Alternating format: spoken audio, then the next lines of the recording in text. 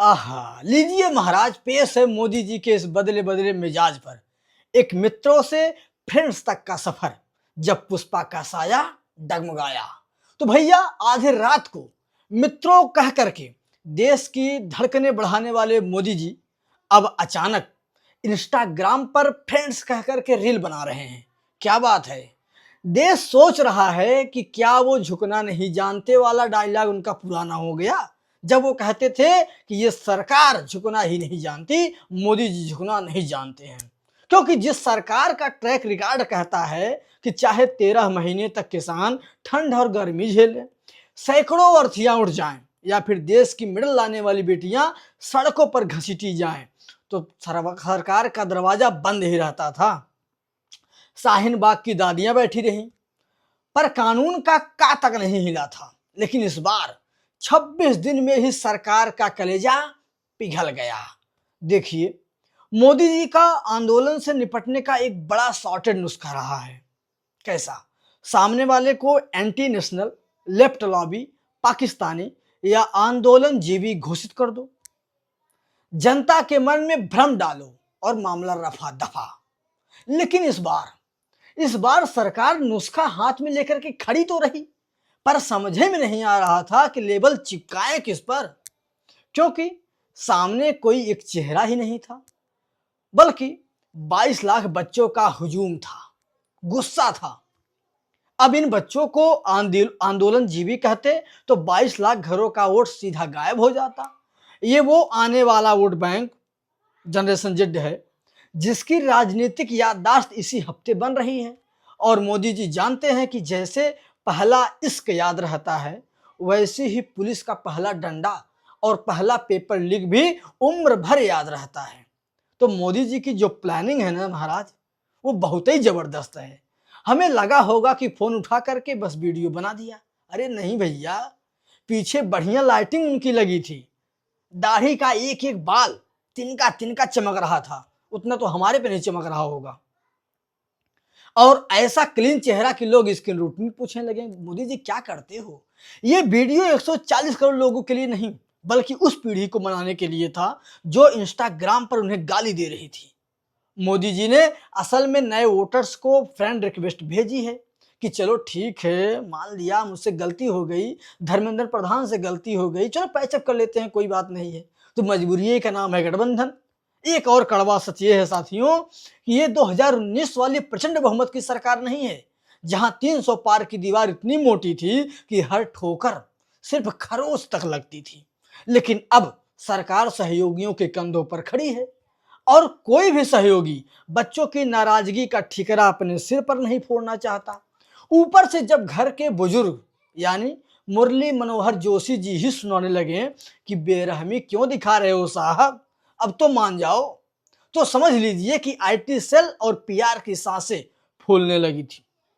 पर रुकिए, क्यों? मोदी जी झुके तो हैं, पर झुककर भी नहीं झुके हैं। कैसे? सरकार ने मुआवजे की बात तो की, फास्ट ट्रैक कानून की बात तो की, विपक्ष को बहस के लिए बुला लिया, लेकिन असली मांग क्या था?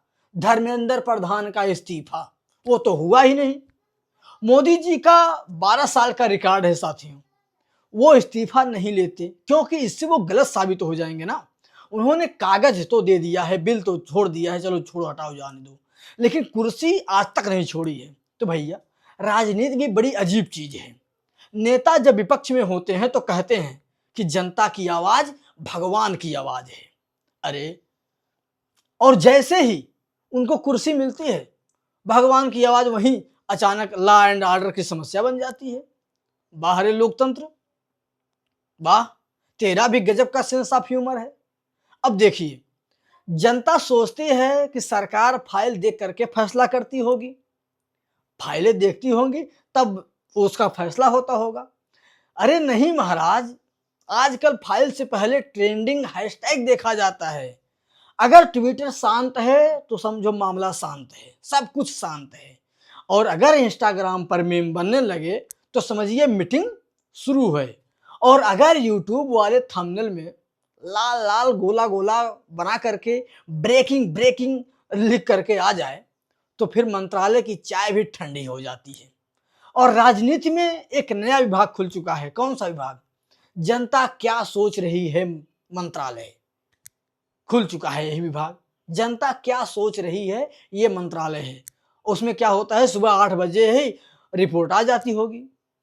सर आज गुस्सा 42 टेम्परेचर पे है, 42% टेम्परेचर पे है और मीम 18 लाख बन चुके हैं और कमेंट सेशन में हालात नियंत्रण से बाहर है। तब उधर नेताजी पूछते होंगे, अच्छा प्रेस कॉन्फ्रेंस कर दें क्या, या फिर पहले एक भावुक ट्वीट डाल दें? तब सलाह उनको मिलता होगा वही मंत्रालय से, सर ट्वीट तो पुराना हो गया है, हर बार ट्वीट देंगे, इस बार रील्स बना दीजिए।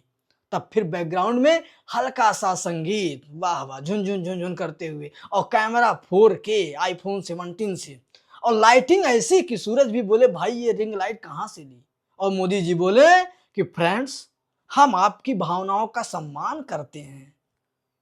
और जनता कहती है कि सर भावनाएं तो बाद में, पहले सवाल का जवाब दे दीजिए, धर्मेंद्र प्रधान का इस्तीफा तो दे दीजिए। और यही लोकतंत्र का सबसे मजेदार दृश्य है। सरकार कहती है कि हम जनता की सुनते हैं, सरकार तो हमेशा कहती है, और विपक्ष कहता है कि सरकार किसी की सुनवाई नहीं करती है।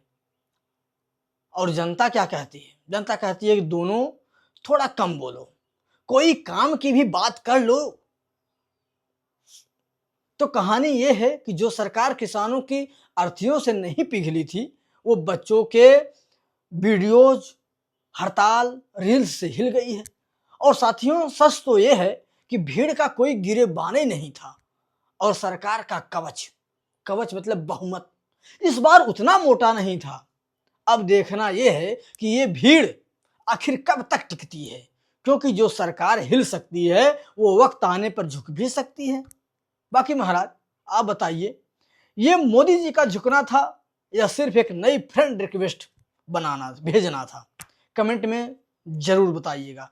और हाँ, वीडियो अगर पसंद आती हो तो वीडियो को लाइक करना, शेयर करना दूसरों के साथ, थोड़ा सा प्यार दिखाओ हमारे ऊपर, और चैनल को सब्सक्राइब जरूर कीजिए। ठीक है, चलते हैं, मिलते हैं आपसे अगली वीडियो में, तब तक के लिए जय हिंद।